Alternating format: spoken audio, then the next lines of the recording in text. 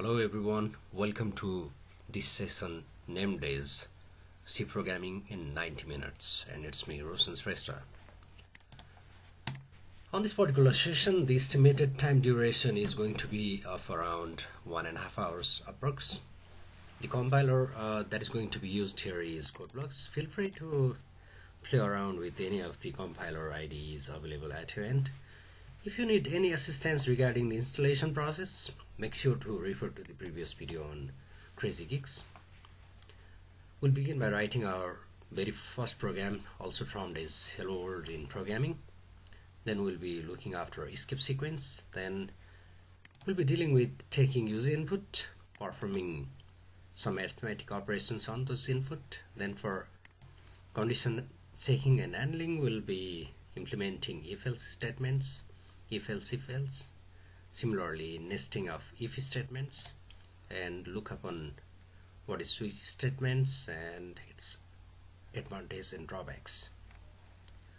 After that, we'll be talking about the looping process, what is and why they are needed, their types, how they are different and similar to each other. Then a quick look upon nesting of loops. Then function, its types, various type of data processing approaches. Then we'll be talking about arrays, what is array, then sorting of array where swapping is needed. Then we'll be passing that array into some function.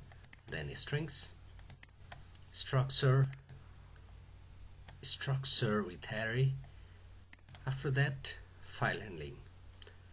All these contents would be handled in the time frame of around 90 minutes. So from this point to about 90 minutes from now, you'll be getting much more detail regarding C programming language. Let's begin it. I've already installed CodeBlocks at my end. Make sure to install compiler IDE at your end as well, otherwise it's not going to be that much productive for you guys. So the installation is highly recommended and mandatory one. And before diving into this particular session, if you guys haven't already subscribed this particular channel, then make sure to subscribe and hit the bell icon for getting timely updates about the videos that's going to be uploaded on the days to come, and share the information about this channel to your friend circle as well in order to obviously help them. Okay, let's begin. Create new project, console application, go. Next, I'll be obviously selecting C programming. Next, you can name project title as per your requirement. I'm naming it 1.5 hour session. You can change the folder by creating here and selecting. I've already created one. I'm leaving it unchanged. File name also unchanged. Next, I'll leave it as it is, GNU GCC compiler. Then finish. main.c extension indicating that this particular file, main file, is of C programming. This is our first program, Hello World program. These two stuffs at the top of our program or file are termed as header files. STD standing for standard input output, stdlib standing for standard library. int main, int means function with return type. For now, let's not worry about function. This is our main function, which indicates application's entry point. Each and every time we run our program, it begins from this particular block. In this case, there is only one block. Afterwards, when there happens to be multiple blocks, then also program always begins from main block. For representing a function, we'll be using opening and closing small braces. Here, printf is used for displaying the content. You can consider printf is some sort of printer or printing machine. Printf is standing for printer, that is displaying the content. This particular content that is in between this particular area will be displayed as an output of our application. Return 0 means we are providing some information to this particular type by letting it get the value 0. Let's build and run. .exe implies executable file. This is the application we just built. Here what happens is, soon after the program is executed, it enters inside the main block. Then there is printf. The definition of printf is provided on this particular header file. stdio is standing for standard input output. .s means header file. These header files are more like some resources which contains the information or definition of these particular functions which are involved with displaying the output and taking inputs as well. Then this is our area. We can write anything as per our requirement, something like this is for the test. If we build and run, we'll be getting this as our output. On this program there is no need to write the stdlib up to this point, but you can leave it as it is as well. I'll be replacing that afterwards. Printf, it will display the content, whatever characters or information that are being provided within this particular area. And one thing to remember here is, whenever you are using any functions, each and every time, in case of C programming, whatever begins eventually comes to an end. It begins from here, it comes to an end here. Begins here, comes to an end here. Then this is your area. And this particular semicolon, this one is termed as terminator, which indicates application's entry point. To sum it up, whenever you need to write any of the program in C programming, you need to write these contents: header file, application's entry point, it indicates function with return type. If we opt for no return type, we'll be writing void. I'm leaving it unchanged as it is, int main, return 0. You are returning something. That something is process return 0. That is, you'll be getting the information your program has successfully reached to this particular point.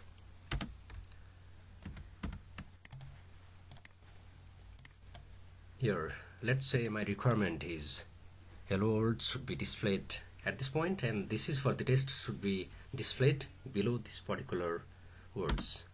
For that, if I write n, it will obviously display n, which is not my requirement. But if I use backslash ahead of some of the characters, then it will escape from the sequence. That's why it's termed as escape sequence.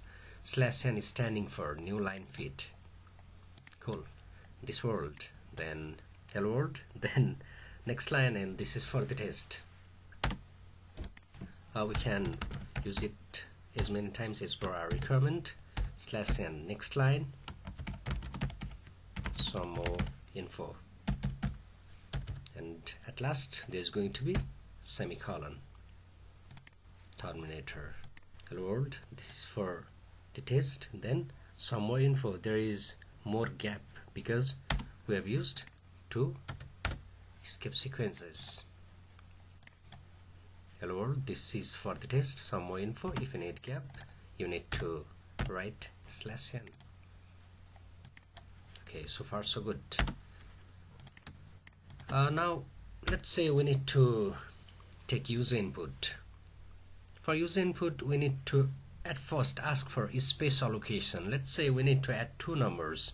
In that case, at first we need to tell the compiler what sort of numbers or types of data we are going to entertain. That is, let's say we need to add two numbers, 10 and 20. They are integer number, that's why int, and let's name it as a. This particular line is termed as variable declaration. It tells the compiler or system to provide us space for an integer number and naming that space is a. This int is termed as data type and this one is termed as variable. Variables are totally user defined. We can name it as per our requirement. That is, these are totally user defined. We try to make it more meaningful. So up to this point we have asked for space allocation for storing integer number and naming that space is a, and the value of that particular variable is going to be 10. Similarly, we can ask for another one and name that as b, and whose value is going to be 20, and summation of a and b is going to be b. But before that, let me first display the value of a and b. A is integer number, but before that, what will happen if we write a is a? If we write a is a, then it will normally display a is a, which is not our requirement. Our requirement is we need to display the value. For that, we need to specify the format of that particular value, that is, what sort of information we are expecting. %d is the format specifier for integer numbers. A is integer, whose value we need to write it down here, a. So whenever there is %d, it will look here whose value we are expecting. A is 10. Awesome. Similarly, we can display the value of b as well. B is integer number whose value we need, value of b. Build and run. A is 10, b is 20. I'm pressing F9 for build and run purpose. You can execute it from here as well. Now let's perform some arithmetic operations. C equals summation of a and b. Now we can display the final result. Sum is integer number whose value we need value of c. Build and run. A is 10, b is 20, and sum is 30. One of the other skip sequences /t, standing for tab. In order to provide gap, you can use /t. Let's build and run. A is 10, b is 20, and sum is integer number, value of c. Now let's perform difference. C equals a minus b.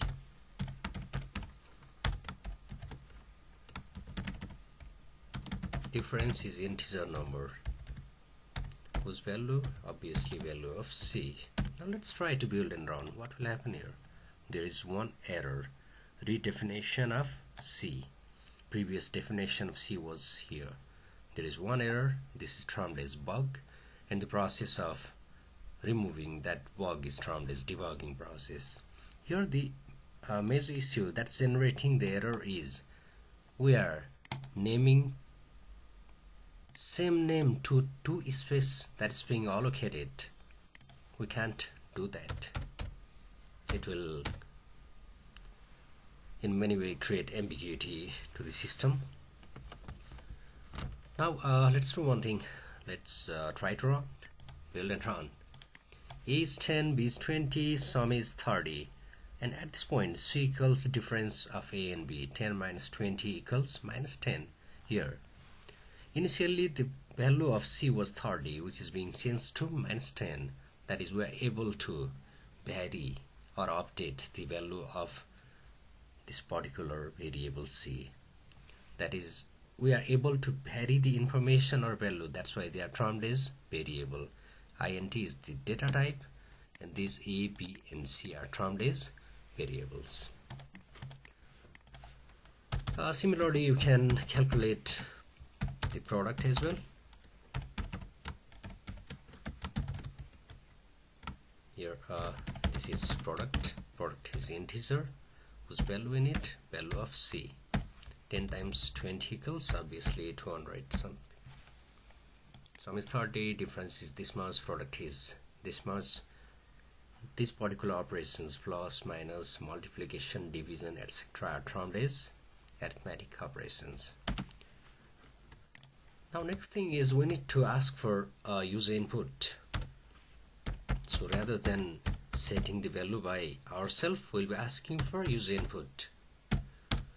Provide me a space for storing integer number and name that as a. This is our data type and this is our variable. Now we'll ask the user to enter the value of a. Now whenever we need to take user input, we'll be using scanf function.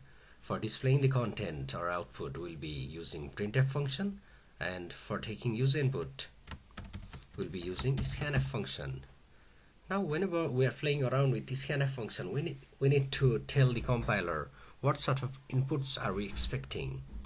We need to specify the format. %d is the format specifier for integer numbers. Where to store it.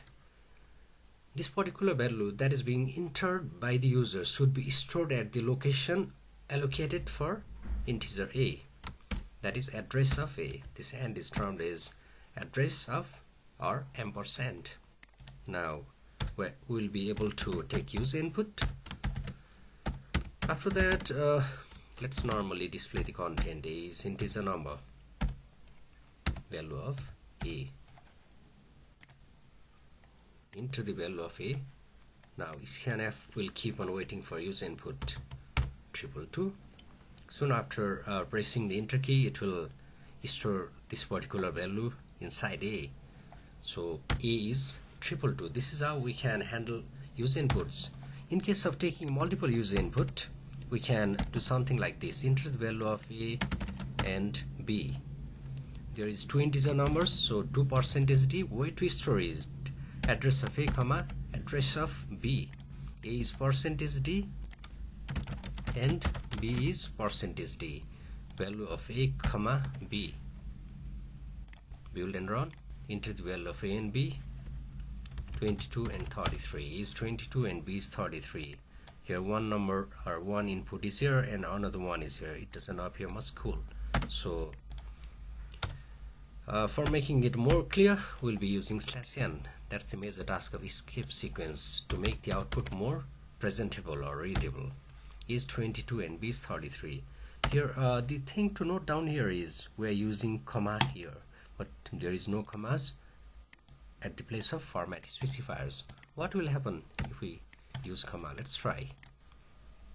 Enter the value of a 22 and I'm pressing enter. Wow, it's not asking for another input. If we are using it this way, then what we need to do is 22 comma 33. But the best thing to do is let's not use comma here, otherwise there is high chance for committing some mistake. A and b. Now we can ask any number or information as input, int num, then inform the user regarding the expected input. Enter any number, scanf, it's an integer number, store it at address of num, and let's display the content. Enter number is integer whose value in it, value of num. As include standard input output. This one is for output, obviously this one is for taking user input. All these informations are provided by including the header file. Let's build and run. Enter any number, 22, entered number is 22. Let's include /n for more clarity. Entered number is 22. Now let's say we need to check whether this particular value 22 is greater than 10 or not. For that we'll be setting some test condition by using if statement. If test condition is true, that is we need to set some condition. We are intending to check whether that particular number is greater than 10 or not. If num is greater than 10, then do this or execute this one. Greater than 10. Let's run. Enter any number, 22. It goes here and ask, is 22 greater than 10? Yes, so it should enter here and display greater than 10. What about entering some smaller values like 5? Entered number is 5, then it will enter here. Is 5 greater than 10? No, test condition is not satisfied, so it shouldn't enter inside this particular block. Now, for that we can either use another if statement by writing if num is less than 10, then display something like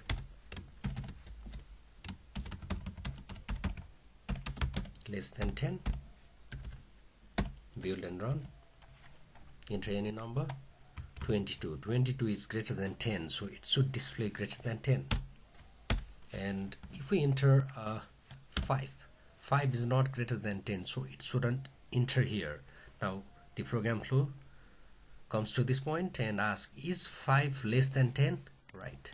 So since test condition is being satisfied, it should enter inside the if statement and display the content being populated there. Rather than writing if statement twice, what we can do is, if test condition is true, carry this operation, otherwise else. Do this. This is termed as if else statement. If test condition is true, do this, else do this. 22. 22 is greater than 10. Test condition is being satisfied, so enters here and greater than 10 is displayed. And if we enter 5, 5 is not greater than 10, so it should enter here and display less than 10. This is how if else statement is used in any of the program. It's more like Boolean logic, that is, if test condition is true, do this, otherwise do this. But in real-time scenario, there isn't going to be only two conditions. If this, carry this operation, otherwise do this, is not always helpful. What I'm trying to tell here is we need to handle or entertain multiple test conditions. If we need to handle multiple test conditions, we'll be using if else if statement. Let's change it a bit. If greater than 10, then display greater than 10. If not, and if that particular number is greater than 15, then enter here and display something like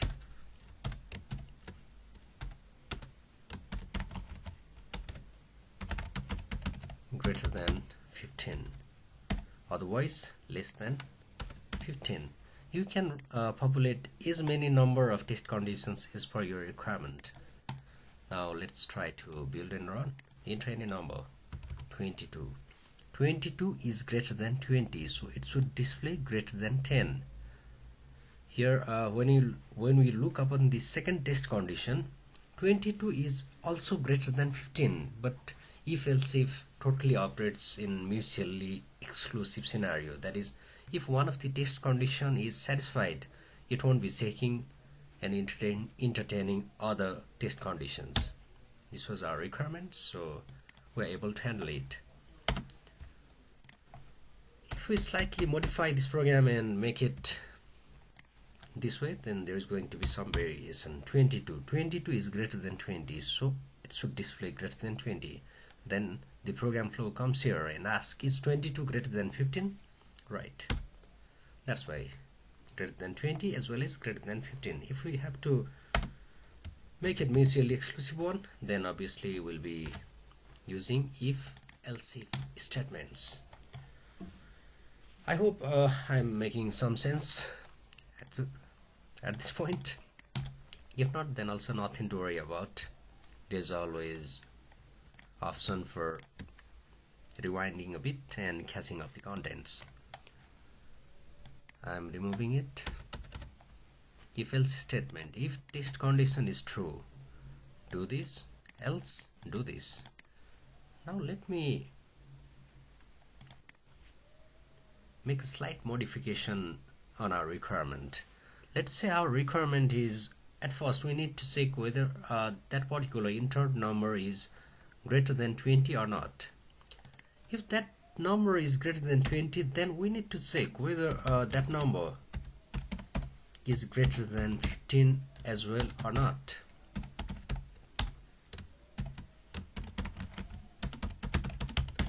Greater than 15, otherwise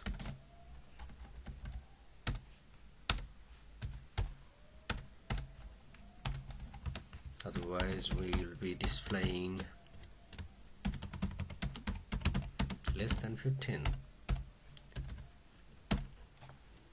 Here this particular block will be activated only after this particular test condition is satisfied. Here we are using one if statement inside another one. In programming, whenever we are placing one entity inside another similar entity, that is termed as nesting. Here we are using if statement inside another if statement. That's why it's termed as nested if. Enter any number. I'm entering 5.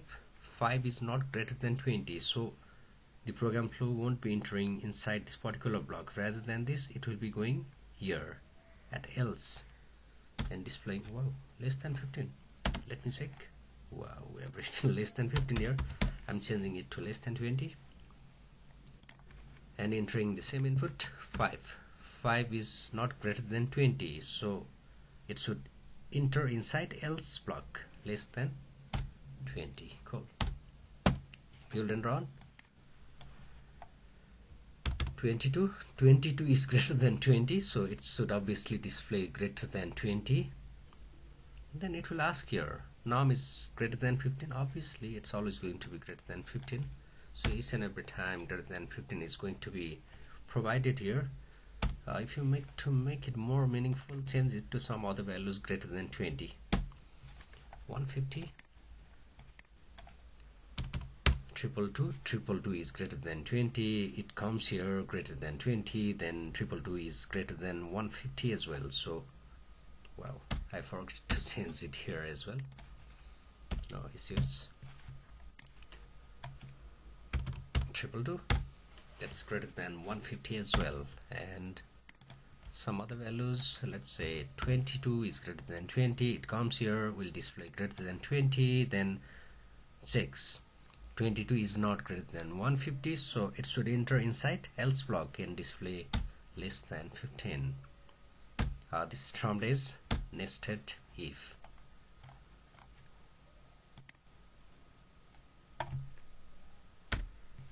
Integer number is this much.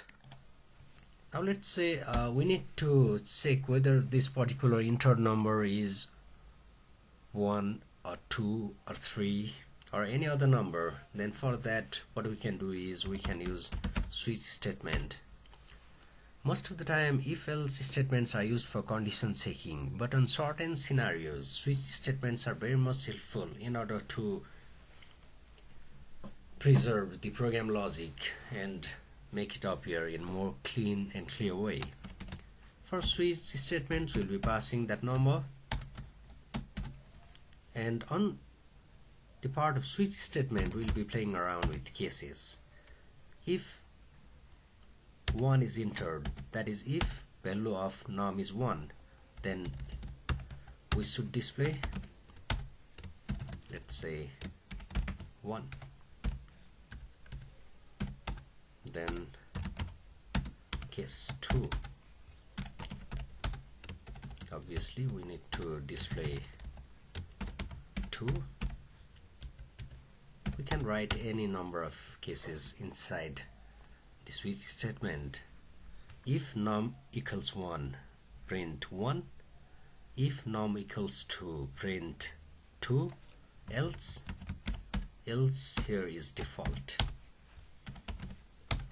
default other than 1 and 2. Here the variable is passed in the switch statement, and the cases here is being checked here. If the entered num value is 1, it should display 1, else if 2, 2, else other than 1 and 2. Let's try to build and run.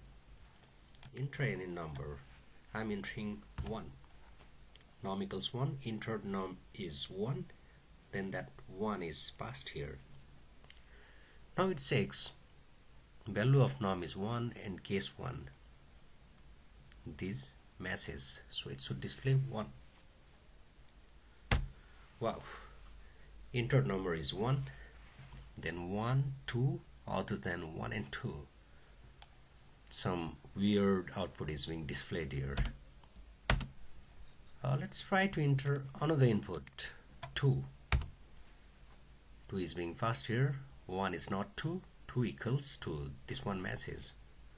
So what's happening here is first case is being tested, but it's not stopping after the execution of the statements inside that case. In order to take that flow outside, we need to use break statement.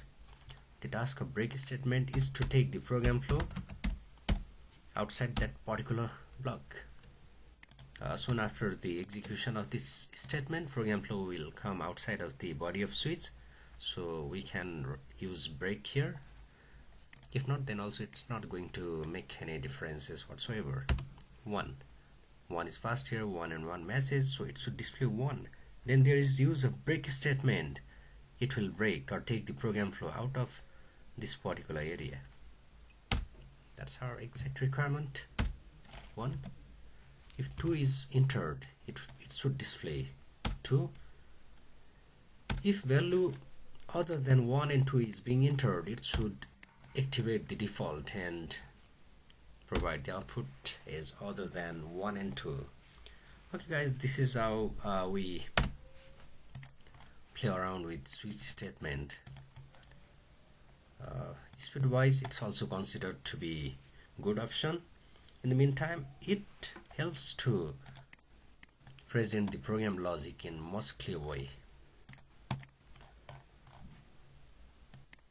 Now on next part, we'll be talking about what is loop, or I mean why they are needed. Let's build and run. Enter any number, 22. Entered number is 22. Num and num1 as well, or let's leave it on single variable for now. Let's say I need to take another user input as well and display the content. Enter any number, it should be able to ask for another number as well. For that, what we can do is I'll be copying this particular content and pasting it here. Build and run. Enter any number, 22. Now it will ask for another input, 55. What will happen if we need to repeat this particular steps 10 times? We need to copy and paste these statements 10 times in a row, which obviously is not going to be easier task. So rather than repeating all these statements, if we are able to execute these contents or informations or statements as many times as per we prefer, won't it be wonderful? Obviously it's going to be awesome. That is where looping fits in. Loop means any act of continuously executing or repeating these statements within some particular block. That is termed as looping. In case of loop, at first there is going to be some initialization, that is the starting point from where we are going to begin the process. Then we'll be setting some test conditions. Then we need to update the value so as to meet the test condition. Loop means any act of continuously repeating the process. Each and every loop consists of initialization, test condition, and update. This update can either be incrementation or decrementation. Now on types, there's going to be while loop, do while loop, and for loop. We can use any of these loops as per our requirement. The working mechanism of while loop and for loop is exactly same.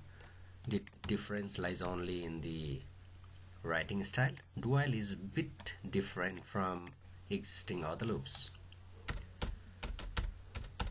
Okay, now let's write a new program and we'll be discussing about looping. At first we'll be using while loop. We need to begin with initialization. Let's say it begins from 1. Now the syntax of while loop.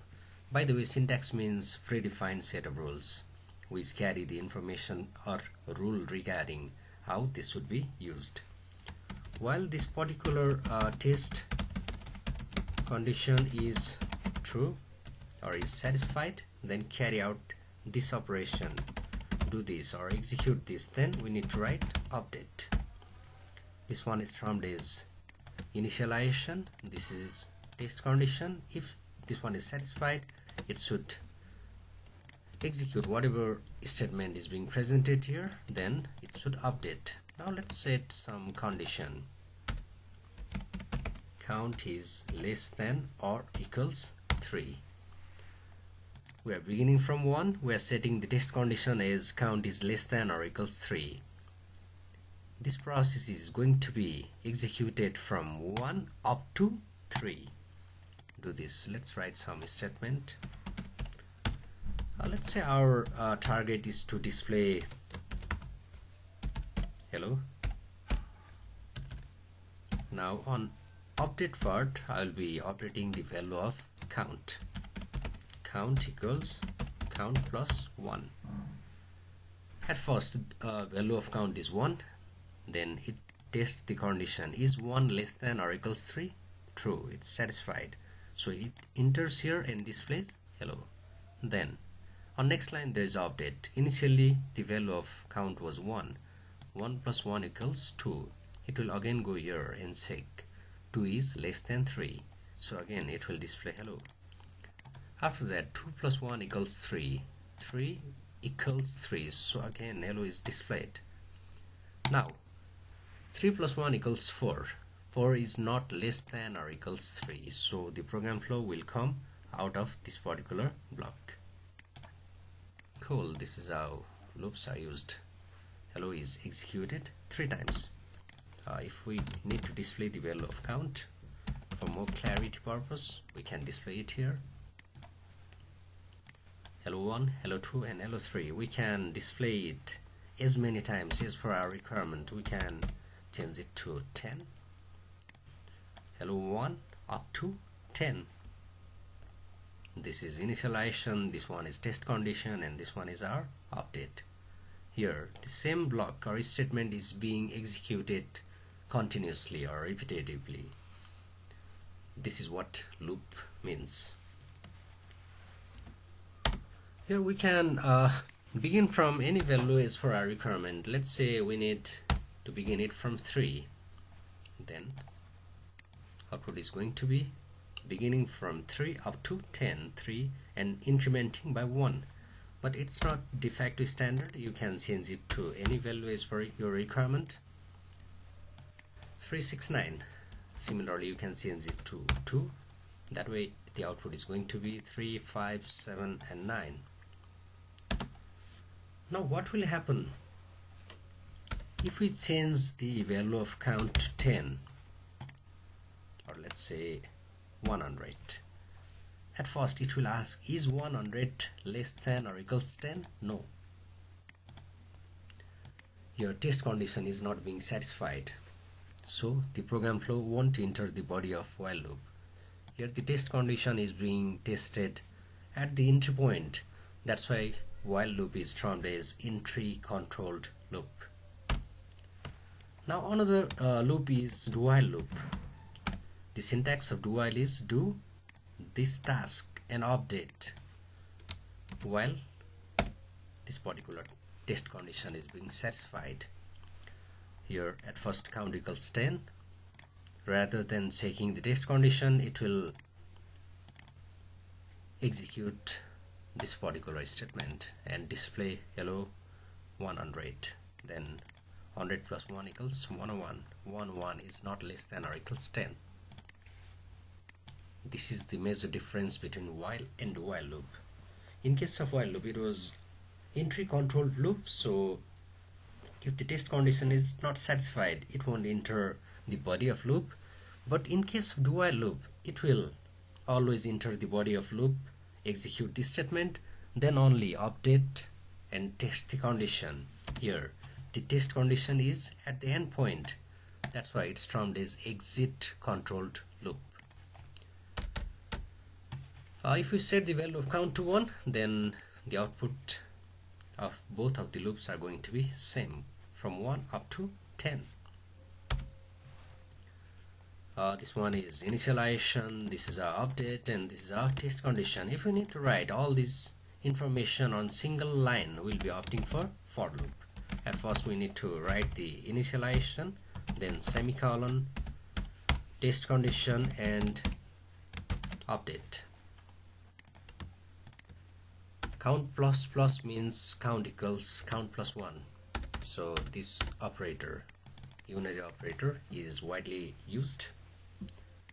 1 is less than 3, so we'll display hello 1. 1 plus 1 equals 2. 2 is less than 3, hello 2. 2 plus 1 equals 3. 3 equals 3, so hello 3. 3 plus 1 equals 4.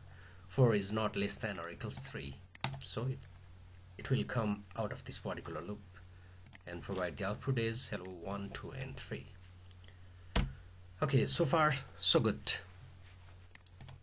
Now there is another thing which is termed as nesting.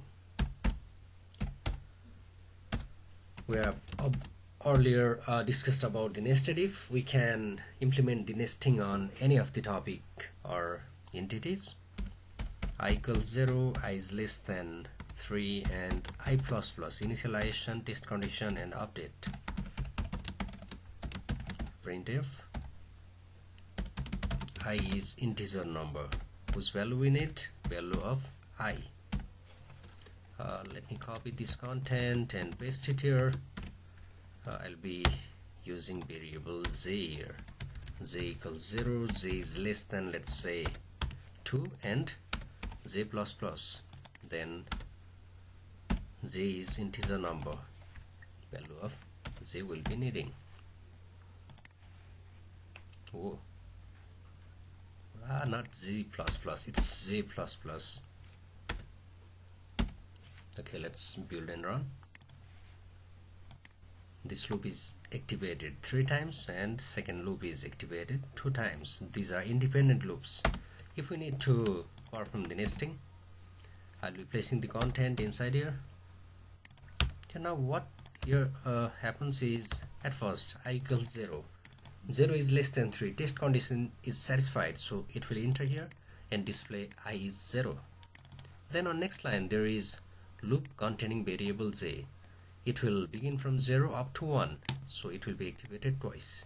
J is 0 and j is 1. When the value of j reaches 2, 2 is not less than 2, so it will come outside of this loop and update the value of I from 0 to 1. 1 is less than 3, so it will again enter here I is 1. Then again value of j is 0. It will begin from 0 up to 1, so each and every time whenever outer loop is activated, inner loop is going to be activated completely. For value of I 0, 1, and 2, this particular inner loop is going to be activated completely on each and every executions. Okay guys, this is how nesting and various types of loops are implemented in our program. Now on next topic, we'll be talking about function. What is function and how they are used? Let me write one quick demonstration statements. Test 1. Then let's say after test 1 I need to display another information, hello 1.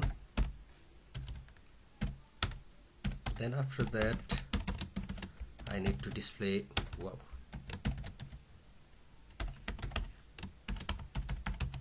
hello 1 2 3. Then test 1.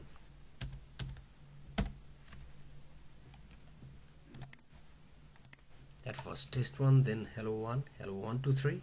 Then again test 1. Here let's say there are multiple statements like this one which we need to keep on repeating, like this particular scenario. Here we follow the rule of dry and kiss. Dry standing for don't repeat yourself. Kiss means keep it simple, silly. Any repetition of the codes are termed as redundant coding, which is not considered to be a good approach of handling the programming. Here we can't use looping here because whenever we are implementing the looping, it will forcefully repeat all the information like this one. Let's say I'm going to activate it twice and place the content inside this particular loop.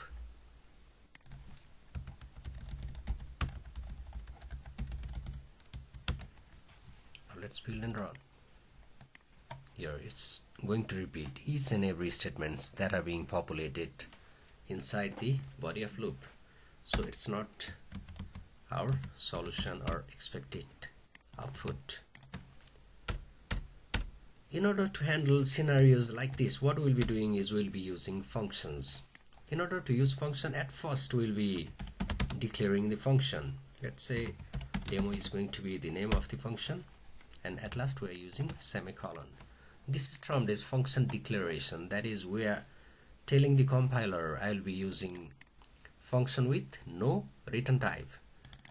As told earlier, this one was our function with return type. This one is going to be function with no return type. That is, we are not expecting anything in return from this particular block. And the name of the function again is totally user defined. We can name it as per our requirement. Now let's say we need to add two numbers. I'll be naming it as with add. Now outside of the main block there is going to be another block, that is the block of this particular function named as add. Now we'll be populating add function with whatever stuff we need to carry out. Enter two numbers, scanf. There's going to be two integer numbers, so 2% d, history tat, address of a comma address of b, then c equals summation of a and b. Sum of integer and integer is integer. There is three format specifiers, especially for a, b and c. This is function declaration. Before using any function we need to declare it, then we need to define what task that function will be carrying out. This is termed as function definition. There is the difference of presence and absence of semicolon between function declaration prototype and function definition. Now if we build and run this program, there isn't going to be any output like the content inside this add. We need to make sure to call this particular function. For that we'll be writing the name of the function, which is add. Now we are making a function call from main function to this particular function. Earlier while talking about the main function, I've told it indicates applications entry point. In that case there was single main block, but in this case there are other blocks as well. But in this scenario as well, program will always begin from inside of main function. Now let's run it.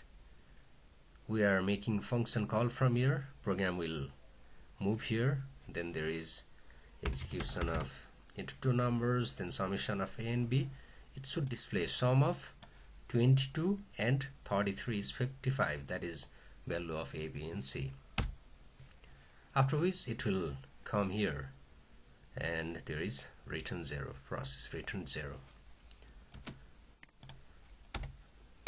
Here this block function definition, this is function declaration.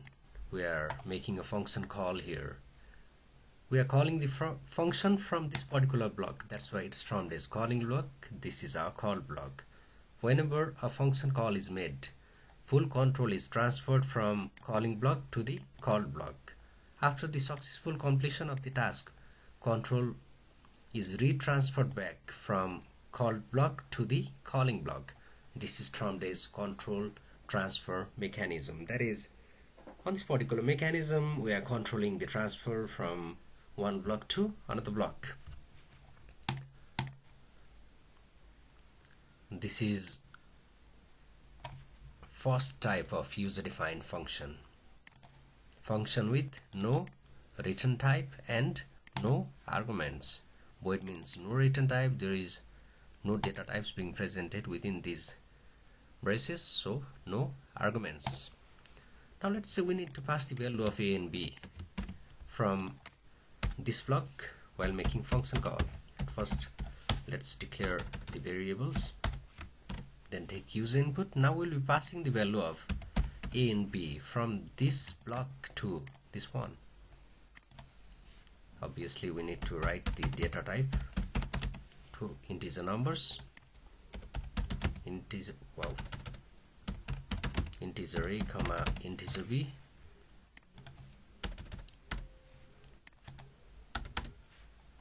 This is termed as function with no return type but with arguments. Now let's build and run. Enter two numbers 22 and 33. Add a comma b. Value of a 22 is passed here and 33 is passed here. C equals summation of a and b. 22 plus 33. Sum of 22 and 33 is 55. This is how data or information is passed from one block to another block. By the way, function is also termed as mini program. Now let's say we need to return this particular information to this particular block. It should return C. Now whenever we need to return, we need to write function with return type. This is termed as function with both return type and arguments. Now it will return the value at this point. Now let's store it at variable c. C equals that much, then sum is integer. Value of c is what we need at this point. Now let's build and run. Into two numbers 22 and 33. A equals 22, b equals 33. Now value of c equals add 22 comma 33. It will make a function call to add and pass the information 22 and 33 to this particular block. C equals a plus b. 22 plus 33 equals 55. Return c, that is return 55. 55 is returned here. So the new value of c, or the current value of c, is going to be 55. So it should display sum is 55. This is how we can return. And let's say we need to take the user input here. A, B and C are variables. Return C, there isn't going to be any passing of the parameters. C equals whatever value is returned from add function. This is termed as function with return type but no arguments. Value of C is called the function add. It goes here 2 and 3. C equals 5. Return C means return 5. 5 is returned here. C equals 5. So there's going to be 4 types of user-defined functions. Functions which returns some values or not, and whether there is presence of arguments or not. Now on the next part we'll be talking about data passing techniques. Whenever we are talking about arguments or passing of the parameters, we are passing some information from one block to another one. I'll be displaying one particular type. Value of A equals 10. I'll be passing that to function named as demo A. Well, it's going to be type void, name of function demo, no return type, so void, name of function totally user defined, similar to function declaration. Here parameter is going to be of integer data type, integer A. Now it should display A is %d in, wow, this one is called block, value of A. While making function call to demo, value of A, which is 10, is being passed here. A is 10 in called block. This is termed as call by value or pass by value. In this technique, if we make any changes here, A equals 22, then wow,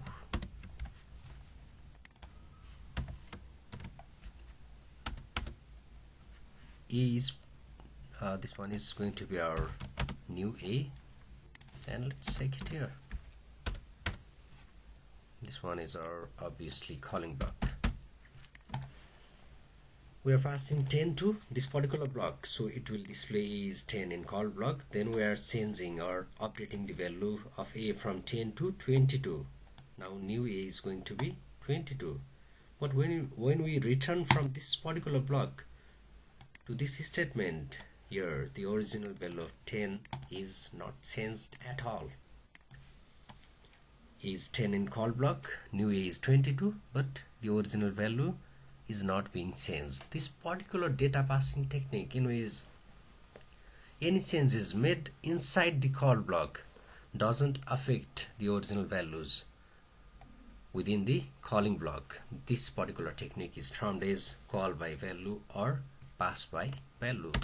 On the one is a reference on which you'll be passing the address of the variable, and for that you'll be needing pointers, but I'm not going to bother you guys about pointers on this particular setting, I guess. But if you are interested about the pointers, pointer means you need to access one memory location from another memory location, and you are able to update the values as well. I'll be showing you quick way of handling it. This is termed as call by reference. Whenever you need to access or change the value inside this particular location, you need to play around with pointers. int asterisk a. Asterisk is the pointer representation. A quick reminder, I'm talking about call by reference. Here address is passed, pointer is able to access the value stored inside this particular address is 10, so A is 10. Now pointer A equals 22, that is, this pointer will be pointing inside the address allocated for A and accessing 10 and replacing that with 22. Here, this particular technique is able to update the original information or values within the calling block as well. This particular technique is termed as call by reference. I hope I'm not hitting you guys hard with all these informations. And just in case if you are having some issues to catch up with all these flow of the informations, then nothing to worry about. Feel free to take a quick break and pause the video. After some time you can unpause and continue your learning process. There is no rush or need to rush at this point. I hope the session and all these stuffs that's being presented on around 60 minutes duration has been helpful. Okay, let's move ahead. Now we'll be talking about arrays, or why we need arrays. Let's say I'm talking about the temperature of 3 days, T1, T2 and T3. Now ask for user input. Enter the temperature, scanf, 3 integer numbers, so 3% is D,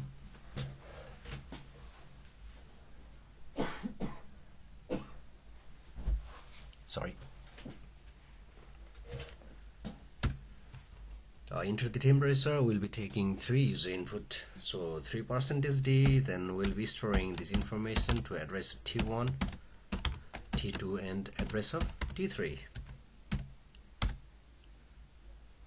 and display the information like T1 is %D, T2 is %D and T3 is %D.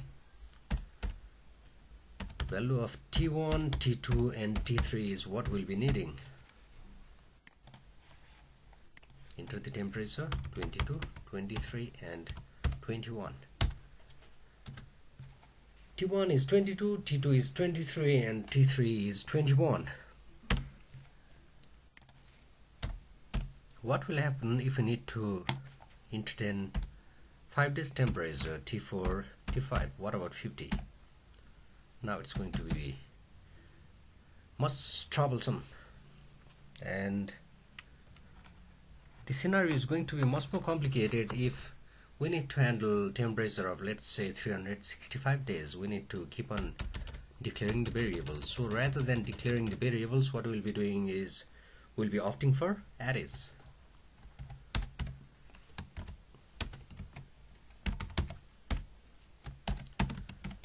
Array means collection of similar data types.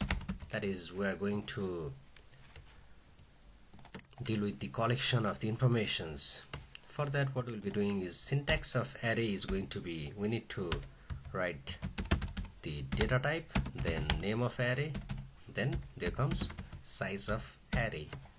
In order to indicate the size, we'll be using square bracket. So data type integer, name of array is T. If you need to deal with 5 informations, you will be writing 5. So we are asking for the space allocation for storing 5 integer numbers. And in case of array, the first element of array is always going to be of 0th index, so it begins from 0 up to n-1. Here it will begin from T0 and move ahead along with T1, T2, T3 and T4. That is from 0 to n-1, because 0 itself is the first number or information. Now if we need to assign some values, we'll be assigning it this way. T0 equals 22, T1 equals 33 and T2 equals 44. Now for displaying the output, we'll be using the loop, because otherwise we need to keep on writing and repeating the printf, which is not cool for us, obviously. From 0 to 2, we need to display the information. Let's write something like temperature, then of integer number is integer. I'm trying to display the index for the sake of clarity. Then whose value we need? Value of t0, t1, t2 and so on. That is the value of I. Here we have declared an array and assigned some values and implemented for loop. It will begin from 0 up to 2. T0 is value of t0, which is 22. Then value of I becomes 1. 1 is less than 3. Here t1 is value of t1, which is 33, and so on. Wow, I forgot to declare it as integer number.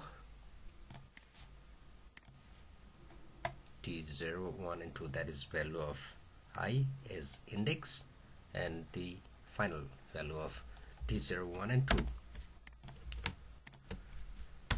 Similarly, we can ask for use input. Use the loop here, then ask for use input. Enter the temperature.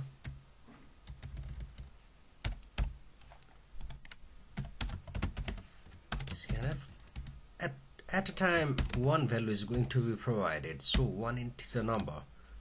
Where to store it? Store it at address of ti. This value is going to be stored at address of t0, that is first element, then second element and next element, 22, 23 and 25. Now let's change it a bit. I need to deal with 5 values: 22, 14, 25, 32 and 31. Let's say we need to rearrange these values in either ascending or descending of rows. That's termed as sorting of array, which is either going to be ascending or descending one. Now let's say we need to interchange the value of t0 and t1. For that, what we can do is we can swap the value. For swapping, I need one temporary variables. It can be handled in many ways. I'm going to display you some easy approach. Here what we can do is temp equals value of t0, then t0 equals value of t1, then value of t1, well, t1 equals value of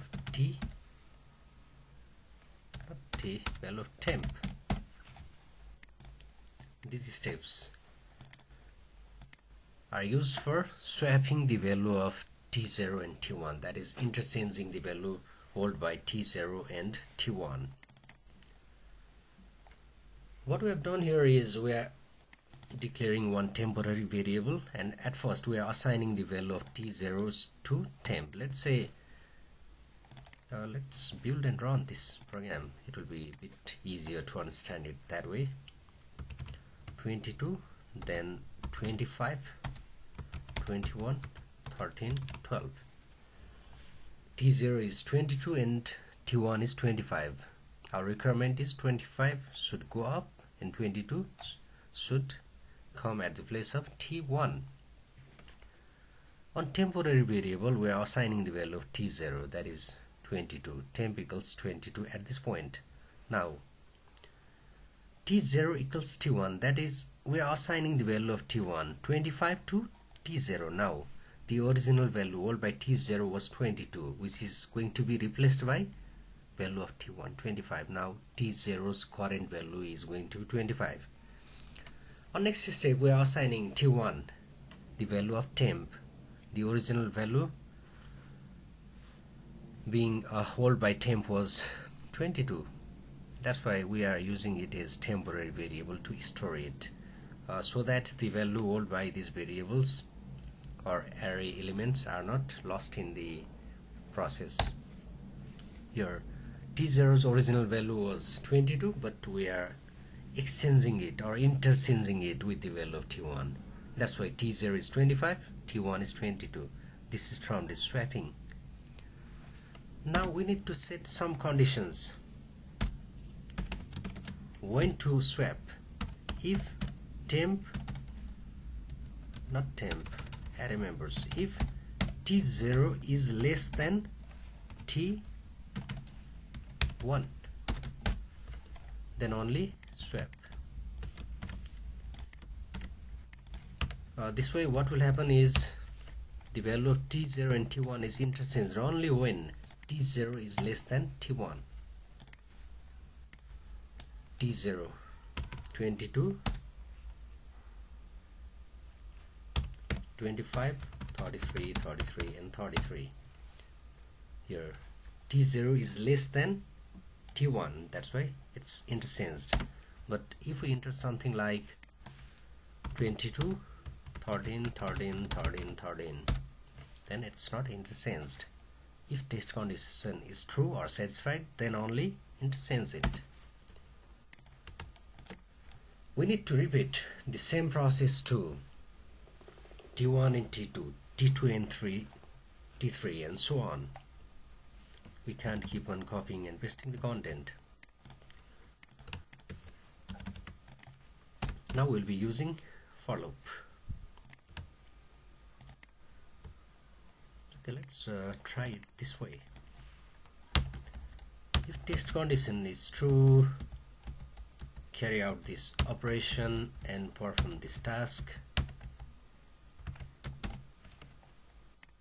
What will happen if we write if Ti is less than Ti plus 1, then temp equals Ti equals Ti plus 1 and Ti plus 1 equals temp. Here what I'm trying to do here is if T0 is less than T1, swap. If T1 is less than T2, swap. If T2 is less than 2, 3, interchange and so on.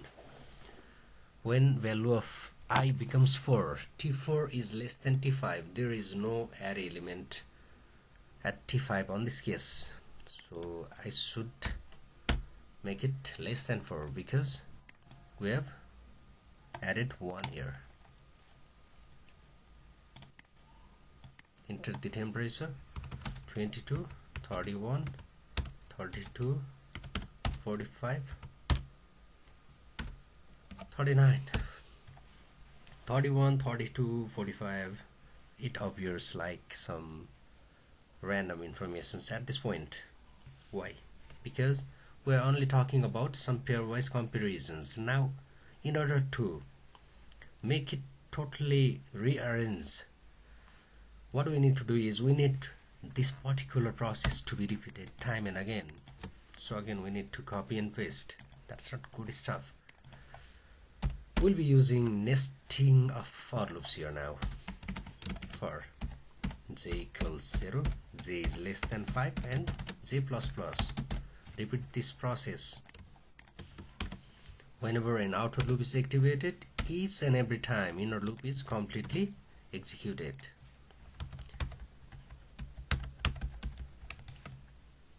I'll try to make it up here more clean so that you can track it easily.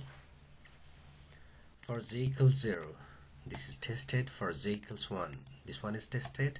Here each and every pair should be tested. This particular mechanism where we carry out the pairwise comparisons, that is termed this is termed as bubble sort. Let's build and run.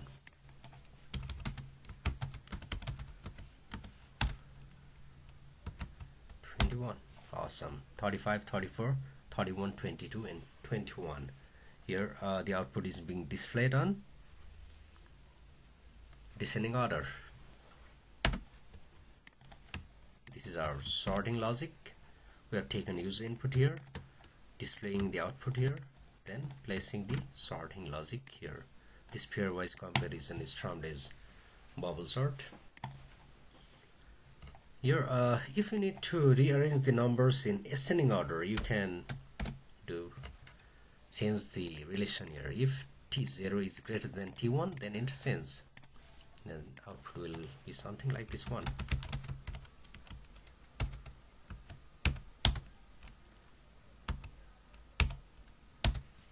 12, 14, that is, this one is appearing in ascending way. Okay guys, this is how we handle the sorting of array. Feel free to explore other sorting techniques as well. Now let's say we need to pass this array to a function. For that, at first we need to declare function. I'm naming it as fn array. You can name it anything as per your requirement, which is totally user defined. Now we need to write the function definition, and since we are talking about passing array element, we need to write we'll be passing array element. The data type is going to be integer. It implies array int t5.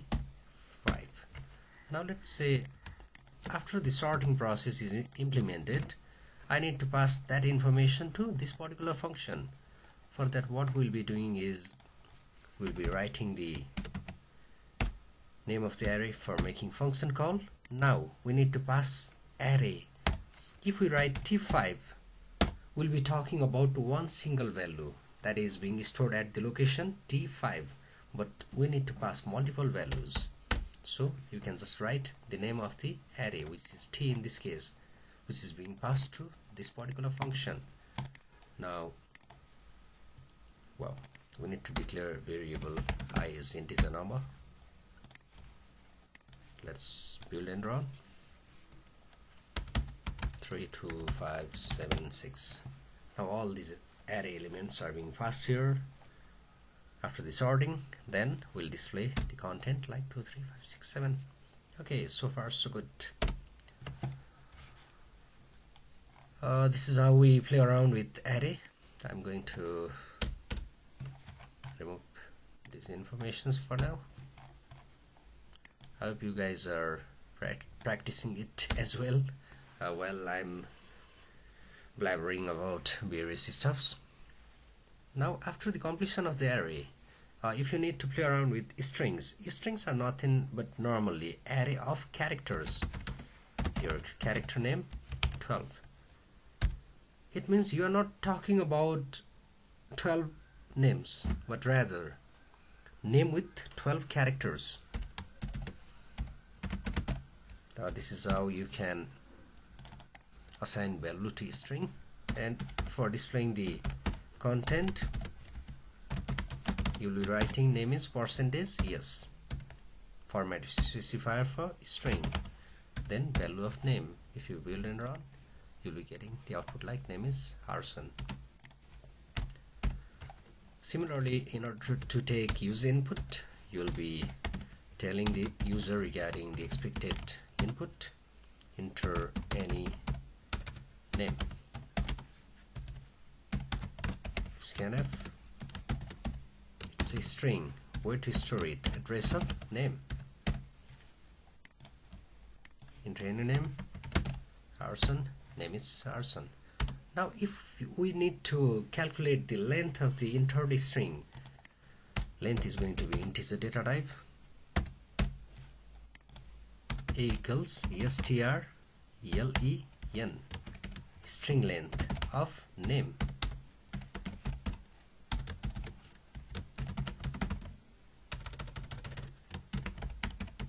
Length is integer number, value of a. Now let's build and run. Enter any name, then rscan 1, 2, 3, 4, 5. Length is 5. On some of the compilers, this information or this particular strings library function is not handled normally like this. In that case, you need to include header file string.ex. There's some other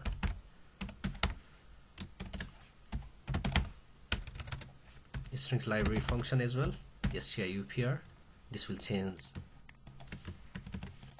the string to uppercase. Enter any name, length is this much, and uppercase. Up to this point, we have been talking about collection of similar data type, but on real-time scenario we need to entertain with different data types. That is where structure fits in. On structure, we'll be using the struct keyword, then name of the structure. Let's say we need to handle the information of a student. These are termed as structure members. Name, which is string, then age, that is going to be integer number, then mark. Float means we need to handle some floating point values like 2.3, 3.5, etc. Float, integer, and character.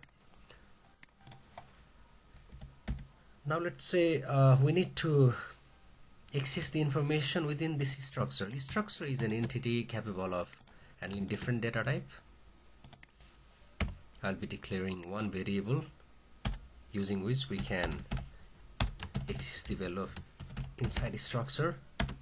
Enter name, age, and mark.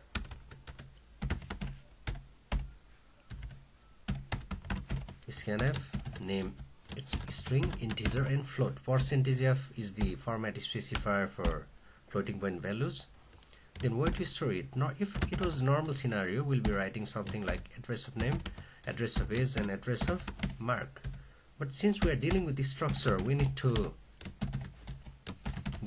handle it in a bit different way. I'll be coming that in a moment or two. Name is string, age is integer, and mark is %.2f. Value of name, age, and mark. At this point, if you are feeling like you are being over bombarded with the information, time and again I've been telling you there is nothing to worry about. There is always some option for rewinding and pausing and unpausing of the video. Here, if we try to build and run, is undeclared, mark undeclared, etc., etc. Whenever we need to access the value inside the structure, we need to use structure variable and dot operator. Yes dot name, yes dot age, and yes dot mark. Similarly, yes dot name, yes dot age, and yes dot mark. Enter name is in mark, test 22 33.5. Name is test, age is 22, and mark is 33.50. %.2f is being used for this one. If we have normally written %f, it will display 33.5000, etc. Now if we need to take user input of many students, we can write structure with array s12. It begins from s0 up to s11. Now for array element, we'll be executing loop from 0 to 2. We'll be asking for user input at this point. Now rather than s.name, what we'll be writing is si.name, si.age, and si.mark. When I equals 0, we'll be talking about s0.name.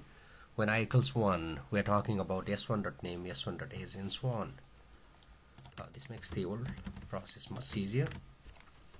Then we'll be displaying the content. Name is this much, age is this much, value of yes I.name, then si.age, and si.mark.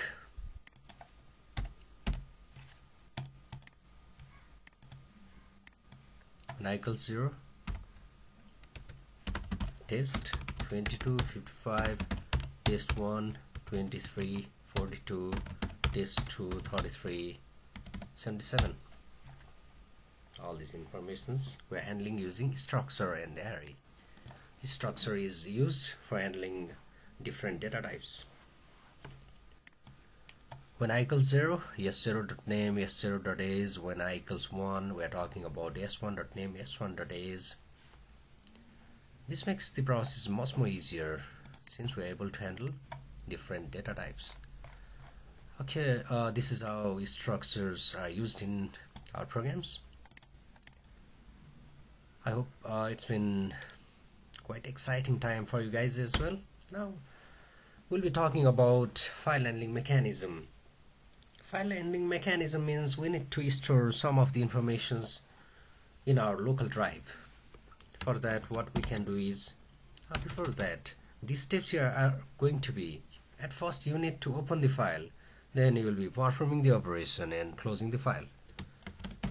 For that keyword file, *fp, file pointer, we are declaring pointer that will point to file.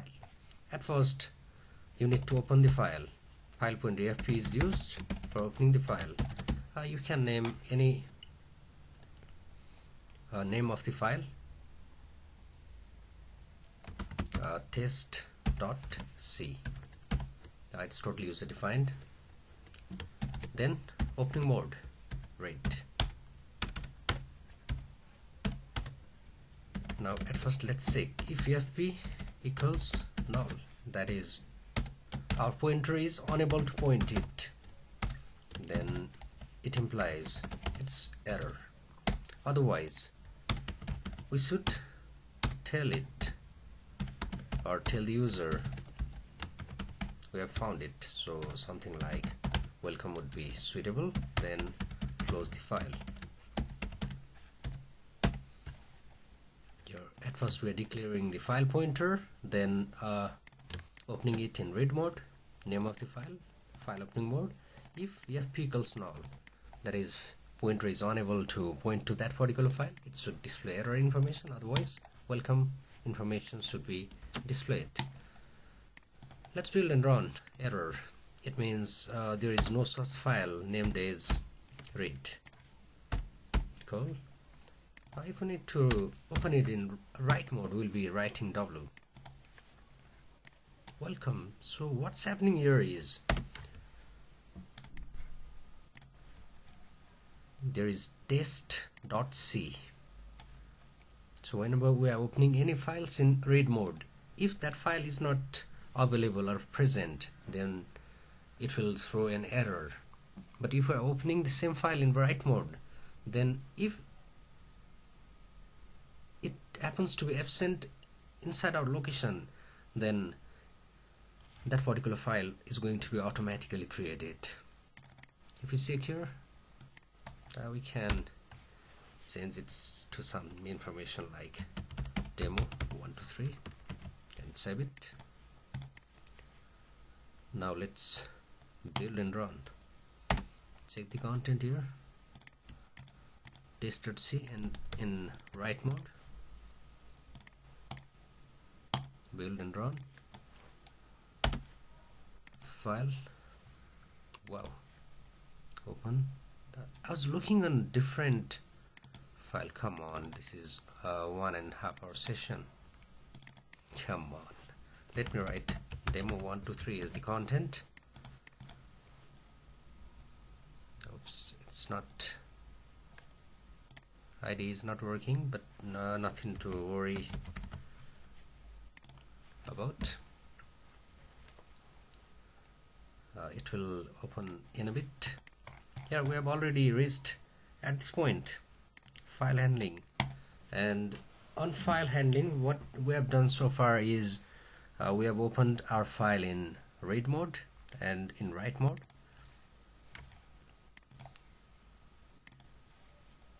1.5 hour session. Let's see, I'm opening it here, build and run, then welcome, right?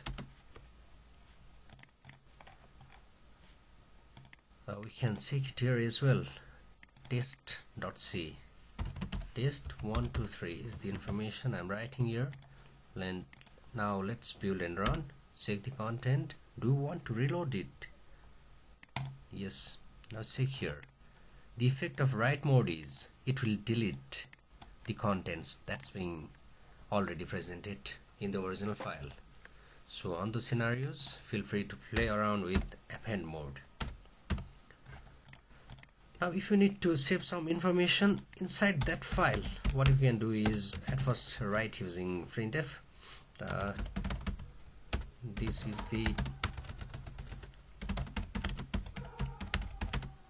the content to store. Then in order to store it inside the file named as test.c, you can normally use fprintf. And where to put it? On the file that is being pointed by file pointer fp. Welcome is modified. We want to reload it. Here you will be getting the content. This is the content to store. You can write it as many times as per your requirement. Okay, I hope you guys have got the idea and understanding regarding how we handle various issues and concepts related with programming in case of C programming language. As told earlier, we have almost crossed 1.5 hours. I hope I was not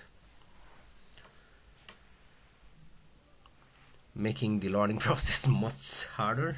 I hope it was easier one. We have pretty much discussed all these informations as we discussed at the beginning of this particular session. And before signing out, please do not forget to like, share and subscribe this particular channel. And in the meantime, make sure to hit the bell icon as well, so as to get the new programming stuff that's being uploaded on the channel. I really have had a wonderful time being with you, all wonderful peoples, and I'll be catching you guys on upcoming videos with some more interesting stuffs. Till then, have wonderful programming moments on your life. Thank you very much.